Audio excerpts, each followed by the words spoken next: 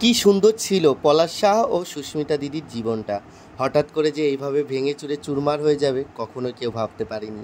একটা মানুষের জন্য তিনটে জীবন নষ্ট। তো যাই হোক, আমি এখন আর এখানে বলবো না যে কার জন্য তার জীবনটা নষ্ট হলো। এটা সম্পূর্ণ আপনাদেরকে বুঝে নিতে হবে, কারণ কারো বিরুদ্ধে কিছু বলার আগে আমার সেই প্রমাণগুলো লাগবে।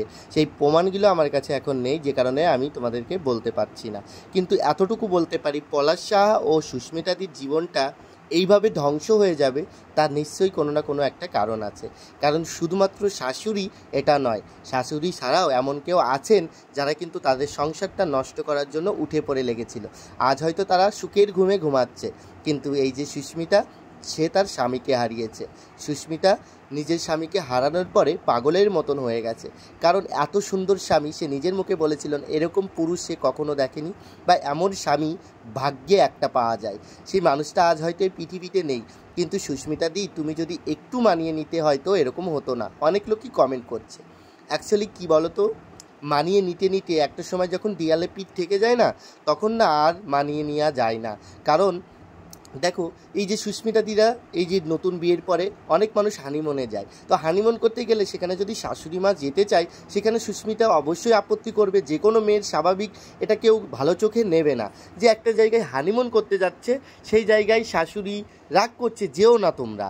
এমনই কিছু ঘটনা যেগুলো শোকের সামনে এসছে, ভেসে উঠেছে, আমরা দেখেছি। একটা মানুষ আর কত সহ্য করবে? দিনের পর দিন শাশুড়ি বৌমার যুদ্ধে পলাশ নিজেকেই বলি দিয়ে দিল। এই জীবন আর সে রাখলো না, নিজের হাতে নিজেই শেষ হয়ে গেল। এই পৃথিবী ছেড়ে বিদায় নিয়ে চলে গেল চিরতরে, এই সুন্দর ভুবন ছেড়ে চলে গেল। কিন্তু সে যে কথা দিয়েছিল বিয়ের সময় যে সারা জীবন সুস্মিতার হাত ধরে থাকবে, তাহলে কেন সে ফাঁকি দিয়ে চলে গেল? একটু কষ্ট সহ্য করতে পারলে না? আমি পলাশ সাহার মাকে একটা কথাই বলবো, দেখুন, আপনি যদি আপনার বৌমাকে ভালো রাখতেন, বা আপনি যদি আপনার বৌমাকে একটু ছাড় দিতেন, তাহলে তোমার ছেলেই ভালো থাকতো দিনের শেষে। কারণ তোমার ছেলেকে ভালো রাখার জন্য তোমার বৌমাকে প্রথমত ভালো রাখতে হবে। তোমার বৌমা যদি ভালো থাকে, অবশ্যই তোমার ছেলেও ভালো থাকবে। কারণ তুমি যদি বৌমাকে আদর যত্ন না করো, ভালো না বাসো, তাহলে তোমার ছেলে কিভাবে সুখী থাকবে? তোমার বৌমাকে যদি একটু বেশি ভালোবাসতে, একটু যদি তাকে সম্মান করতে, একটু যদি তার কথাগুলো মানতে, বা একটু যদি তাদেরকে বোঝার চেষ্টা করতে, অবশ্যই তোমার ছেলের বৌমাকে তুমি যদি ভালোবাসতে, তাহলে কিন্তু তোমার ছেলে আজকে এই অকালে হারাতো না। কারণ প্রত্যেকটা মা বাবাকে একটা কথাই বলবো, যে নিজের ছেলে মেয়ের থেকে, ধরো তুমি যদি কোনো ছেলেকে বিয়ে দাও, তাহলে ধরো আমার মা আমাকে বিয়ে দিল, তাহলে আমাকে যখন বিয়ে দিল, আমাকেই যদি কেয়ার করে, ভালোবাসে, আমাকেই যদি রান্না করে খায়, আর বৌমাকে যদি ভালো না বাসে, কেয়ার না করে, না করে, তাহলে কিন্তু দিনের শেষে আমার সাথেই তার সাথে অশান্তি হবে। কারণ তার সাথে সংসারটা আমাকেই করতে হবে সারা জীবন, আর তার সাথে রাতে আমাকেই থাকতে হবে। তাহলে এটুকু বুঝতে হবে যে আমার বউকে যদি সে ভালোবাসে, আমার মা যদি যত্ন করে, ভালোভাবে বা মেশে তার সাথে, তাহলে দিনের শেষে কিন্তু আমি ভালো থাকবো। কারণ আমার বউ আমাকে ভালো রাখবে। যে আমার শাশুড়ি মা তো আমাকে ভালো রাখে, আমাকে ভালো দেখে, তাহলে আমি কেন তার ছেলেকে ভালো রাখবো না? অবশ্যই ভালো রাখবো। কিন্তু প্রত্যেকটা ব্যাপারে যদি আমরা ইন্টারফেয়ার করি, বা প্রত্যেকটা বিষয়ে যদি আমরা তাদের উপর চাপিয়ে দিই, এগুলো কিন্তু কেউ মানতে পারবে না। এই যে আজকে এত সুন্দর মুহূর্তগুলো সবই স্মৃতি হয়ে থাকবে, সবই কাল্পনিক। আর এই স্মৃতিগুলো বলার জন্য তোমাদের সম্পূর্ণ ভিডিওটা নিয়ে আসবো, যে কী কারণে পলাশ সাহা চলে গেল। দেখো, ভিডিওর মধ্যেও এতটা বলা যাবে না, কিন্তু যতটুকু শেয়ার করলাম, দয়া করে প্লিজ সাবস্ক্রাইব করে রাখবে। নতুন নতুন ভিডিও পেতে আমি তোমাদের সাথে প্রত্যেকটা ভিডিও শেয়ার করব। কতটা ভালোবাসা ছিল পলাশ সাহা, কতটা ভালোবাসতো তার স্ত্রীকে। দেখো, পলাশ সাহার স্ত্রী যদি খারাপই হতো, যেগুলো পলাশ সাহার মা বলেছেন, যদি পলাশ সাহার স্ত্রী যদি খারাপই হতেন, তাহলে পলাশ কিন্তু দ্বিতীয় বিয়ে করতেন তাকে ডিভোর্স দিয়ে, কিন্তু সে সেটা করেনি। কারণ সে জীবনের থেকেও বেশি ভালোবাসতো সুস্মিতাকে। কিন্তু সুস্মিতা দি জানতো, কিন্তু তার শাশুড়ি মা বুঝতে পারলো না যে এটাই বিপরীত হবে। আজকে হয়তো চলে গেছে পলাশদা, কিন্তু তার স্মৃতিগুলো সব রেখে গেছে। তো সম্পূর্ণ ভিডিওটা দেখার জন্য অসংখ্য ধন্যবাদ। আর সম্পূর্ণ ভিডিওটা দেখো, তোমাদেরও ভালো লাগবে। তো চলো।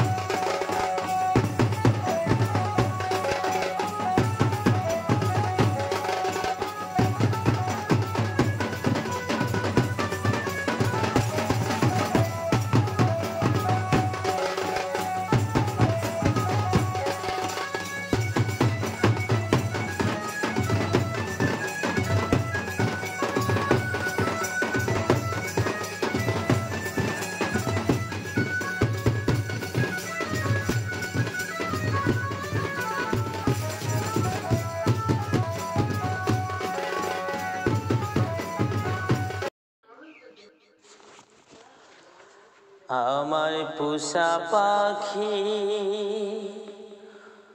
উড়ে যাবে,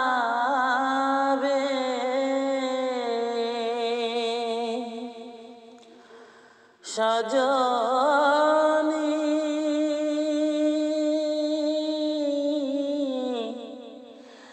একদিন ভাবি নাই মনে, একদিন ভাবি নাই মনে, পোষা পাখি উড়ে যাবে,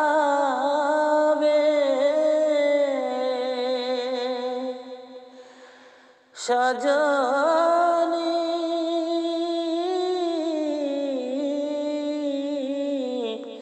একদিন ভাবি না।